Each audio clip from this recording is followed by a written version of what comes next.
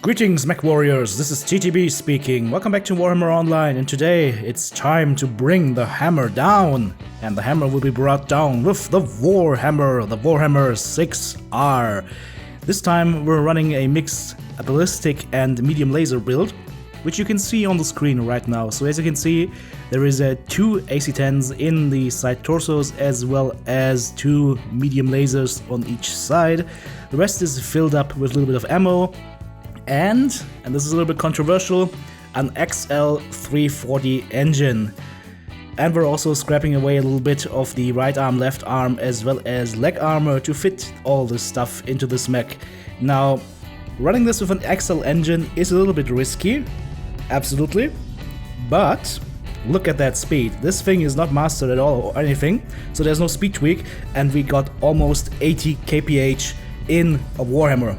That thing is amazingly fast, and that allows you to do some good, nice flanking or pinpoint maneuvers where you can go in, shoot once or twice, and get the hell out of dodge. So, try it. Just try it. For me, so far, it's worked pretty well. And this is, by the way, one build that came out of the experimental builds livestream that I did a few days ago. So, yep. Played a bit more with it, and it turns out to be quite nice, and I really recommend you guys try this if you own a WARhammer. And if you don't own a WARhammer, go ahead and get one. It's one of the best heavy mechs the Inner Sphere has to offer. Alright, now enough with the chit chat, let's get into game mode. We're currently here on Mining Collective, and as you can see, the enemy is very slow to move out of their base. They're still concentrated towards Echo 3, Echo 4 area. And I will just try and use this to my advantage and just shoot at any enemy that tries to pass towards the coffin area in Echo 5, Delta 5. And I'm gonna make use of my high mounts with the AC-10s. Well, they're not necessarily high mounts, but they're reasonably high up that you can actually do some damage with them without exposing too much of your mech. And that allows you to get in some good nice AC-10 shots, or of course you just miss because you have terrible aim or because the map geometry tells you a big nope. Heat level critical. Regardless, as you can see, the heat is actually pretty hard in this one, so you can shoot about 3 to 4 times with your medium lasers and then you have to cool down. It doesn't have the best heat dissipation, so you might actually want to drop down the engine a little bit to get into more heat sinks.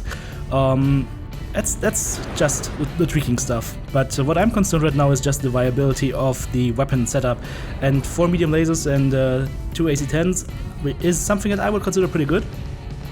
It does pretty well, and you will see why just in a few seconds. So as you can see, the enemy team is now in the coffin area, and it's called the coffin for a reason, especially if you just stand up there, because you can get swarmed from all sides, and we will just make use of that, go in on India, shoot him in the back, and our teammate helped out as well, so we take him out. And now I see 3 targets up here, Highlander, and Orion, and something else that is very fast. So I'm just gonna take a step back here, be a little bit more careful. And as you can see, they saw us, but for some reason they chose to ignore us. And as you can tell, that's not a good thing to do with a WARhammer in your back. And they still haven't realized we're there, so we'll just go ahead and do some more killing there. Of course, our teammates that stayed in Delta 4 are getting hammered as well, so we need to push in now. There's no sense in waiting or standing around, so that's exactly what we'll do. And the good thing is we can use this period of movement to cool down a little bit and move in further. And what I'm trying to do here is I'm trying to see if there is anything on the side here of the coffin that I can shoot at. I'm very wary because I know that there's still an assault mech out there. Luckily, he's not here, or luckily, he's actually over there. A supernova, enemy spotted. Yeah, he's running Lerms. Okay, well. Yes, please come stand behind me. If you want to run Lerms on a supernova, you can absolutely do that. It's not that terrible, but maybe, just maybe, not a Mining Collective. Alright, pushing in on the remaining enemies. I'm just trying to see if there is a target I can shoot at. And that Hunchback to see looks like a good target to shoot at, so boom! With the assistance of the teammate, the enemy dies. I'm just gonna go ahead and close in on that Mad Dog. Again, Lerms and ER mediums, not that a scary target, so you can just go in, shoot him some, side torso is open, and he's gone. And we still have the Phoenix Hawk left, and Yep, an Articheetah without arms that I don't hit, unfortunately. Poor choice of targets here, but we can go ahead and shoot on the Phoenix Hawk a little bit more. Try and see if we can get him down. Boom! There we go. We're detecting no more hostiles. Good job, soldiers. And that's basically it for the first match. Let's have a look at the end screen. 3 killing blows, 6 assists, 1 solo kill, 2 kills damage dealt, about 500 damage done. That is, I'd say, okay.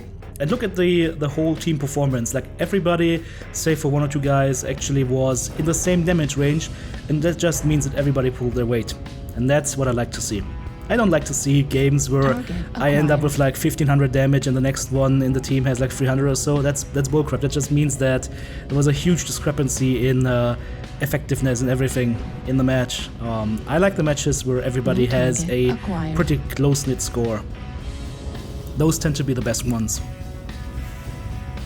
Of course, the ones where I have a shitload of damage done and kills are the best ones to show you guys because they're most spectacular, but you know, you can't have it all, right?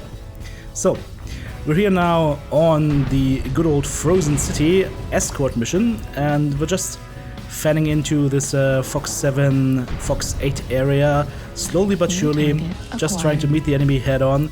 It seems they want to fight, and that is a good thing for us because we want to fight as well, especially I always want to fight, and hopefully get more shots into the target area than that. 25% of the way. Well, we'll see. It's only between 2 minutes in this match, so let's see what we can do. Well, okay, that is a Kodiak in a Dakar build, so we need to be a little bit wary of him. Let's make sure we don't eat too many of his AC5 and AC10 shells. There's a flying Shadow Cat that I didn't hit, unfortunately. But then again, AC10, 450 meters range, not that crazy. Missed the opportunity here on an AC10 shot on the Nightgyre, unfortunately, but I guess it's fine. We're just gonna give the Cicada a little tap here with our medium lasers and start moving in. And there is the Nightgyre again, so let's see if we can actually like poke him a little bit. Oh, New target acquired. also Atlas. Boar's Head actually, so that means probably like an LPL build. Pretty scary. Not in terms of a long-lasting mech, but those 6 LPL builds hurt. They're not the most long in terms of longevity, but they hurt a lot. And whoa, what are you doing, buddy? Facing the wrong side, that will hurt him. Let's see what we can do. Yeah, there's the Boar's Head again, so AC20 and 4 large pulses, okay. And there is the Kodiak again, so we're just gonna go ahead, drop some fire, and then get the hell out of dodge. The good thing is the enemy Marauder actually helped deflect some of those shots because he was blocking the enemy line of sight.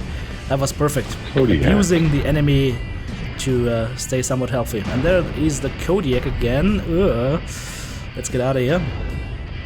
Juliet, Echo 8 to the side and see if we can actually hit him some more. Yes, we could, at least a little bit. Marauder. But that Marauder right here, he's alone, is isolated. That is a sure kill, so let's go ahead and make sure we get it. Ah, there we go. First shoulder taken off. And there is that Cicada again. Remember what the guy said about the Cicada? CT open? If you hear something like this, you always go for the kill. Or at least I always go for the kill. Because one enemy down is one enemy down. That simple. Alright, this guy's just a stick. This guy, however, is not. And let's go ahead and shoot him in the back. Oh, I killed him. Very nice. Boar's Head looking not too healthy. Taking off the side torso with the AC20. And now I just go for a CT. Heat level critical. Blam! Target destroyed. I killed Lagavulin. Sam, did you see that? Critical. I did it. I drank the Lagavulin. Critical damage. Oh, I just saw that. Didn't even occur to me in the match. That is pretty nice. Alright.